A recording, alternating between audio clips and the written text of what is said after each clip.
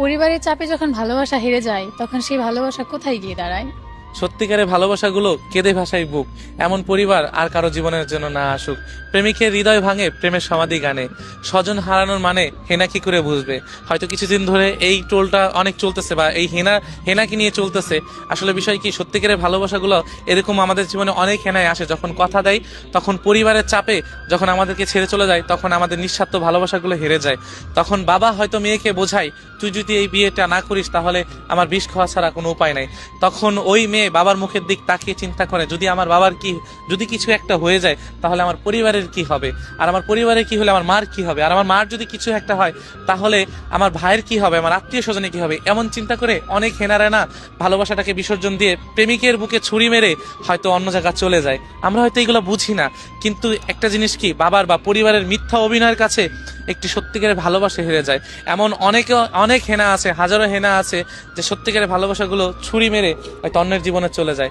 আর এদিক দিয়ে প্রেমিকের অবস্থা খুবই খারাপ হয়ে যায়, নিঃসঙ্গভাবে কাটে তাদের জীবন। একজন প্রেমিকই জানে যে ভালোবাসার মানুষটাকে হারানোর যন্ত্রণা।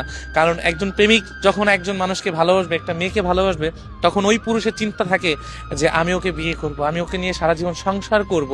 হয়তো সে বাঁচতে চায় বৃদ্ধ বয়স পর্যন্ত, কিন্তু সেই মানুষটাকে না পেয়ে 70 বছরেও সেই মানুষটাকে ভুলতে পারে না। 70 বছরে এসেও এমন হাজারো পুরুষ আছে 70 বছরে এসে ভালোবাসার মানুষটিকে বলে বেড়ায় যে আমি অমুক নামের একটা মানুষকে খুবই ভালোবাসতাম। এমন হেনা অনেক পুরুষের বুকে আছে যে 70 বছর হয়ে গেছে ভুলতে পারে না। তো পরিবারের মিথ্যা ভালোবাসার চাপে আজও অনেক পুরুষ চোখের জলে ভালোবাসার মানুষটিকে মনে করে।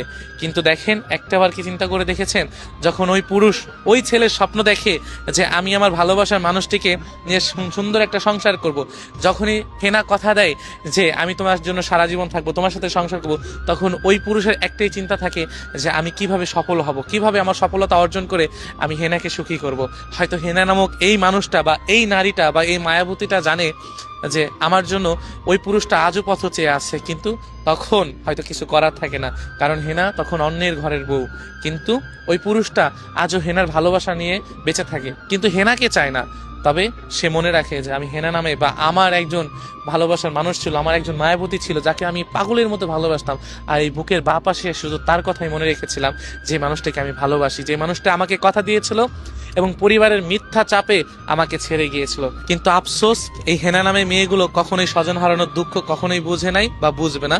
কিন্তু ওই বৃদ্ধ বয়সও যেও এখনো অনেক পুরুষ আছে যে হেনা নামে মেয়েটি এখনো তার বুকে বসবাস করে। এটাই পরিবারের মিথ্যা ভালোবাসা বা মিথ্যা চাপে মানুষগুলোকে বিসর্জন দিতে হয়।